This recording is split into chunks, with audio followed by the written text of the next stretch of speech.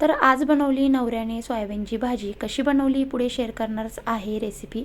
त्या अगोदर चला संध्याकाळचं रुटीन शेअर करते. संध्याकाळचे 7 वाजलेले आहे. घरातल्या सगळ्या लाईट्स ऑन करून घेतल्या.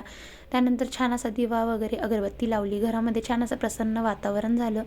देवघर तुम्ही बघू शकतात, अगदी देव प्रसन्न वाटत होते. त्यानंतर बघा छान टी व्हीवरती तारक मंत्र लावला. तारक मंत्र लावला, एकीकडे माझी छान अशी कामं चालू होऊन जातात. त्यानंतर बघा किचनमध्ये आल्यानंतर सगळ्यात आधी पहिलं काम जे असतं ते म्हणजे भांडी वगैरे मांडणीला लावायची. कारण संध्याकाळचा जो स्वयंपाक असतो त्या अगोदर जर मांडणीला भांडी लावली तर आपल्याला वेळेवरती भांडी सापडायची गरज पडत नाही. तर चला आता भांडी सगळी लावून घेते. भांडी लावून झाली त्यानंतर बघा संध्याकाळचा गुरुवार आहे, त्यामुळे संध्याकाळचा फिक्स टाईम असतो की कापूर आणि लवंग असं जाळायचं. रात्रीचं आणि सकाळी मी असं कापूर लवंग जाळत असते.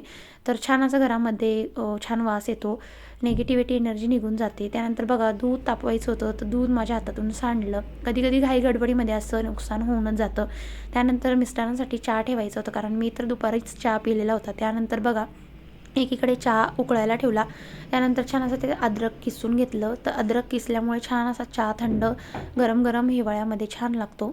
त्यानंतर बघा आज बनवायची होती सोयाबीनची भाजी. तर सोयाबीनची भाजी मला काही इतकी फारशी जमत नाही आणि मी कधीच बनवलेली नाही आहे.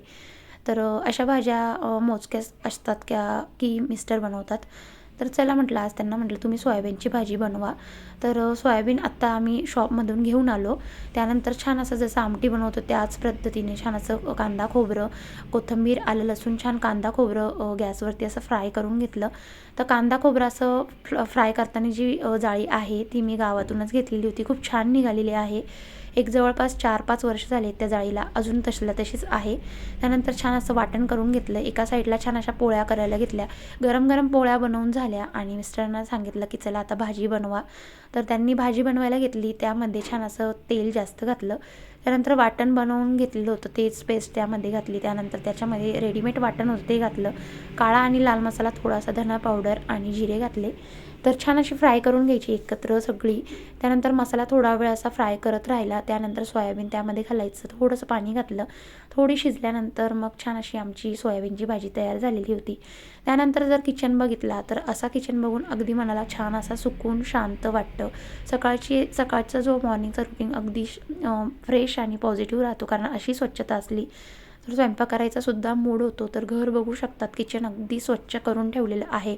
रोजचं असं रुटीन असतं. चॅनलला सबस्क्राईब केलं नसेल सबस्क्राईब करा, लाईक करा, शेअर करा. चला भेटते, बाय.